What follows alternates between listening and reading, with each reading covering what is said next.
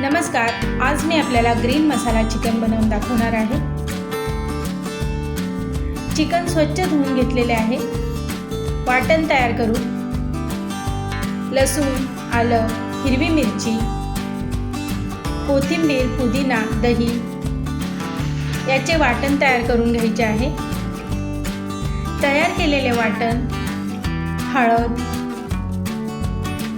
लिंबाचा रस, चवीनुसार मीठ, चिकनला व्यवस्थित लावून चिकन अर्धा तास किंवा 1 तास मॅरिनेट करून घेऊ।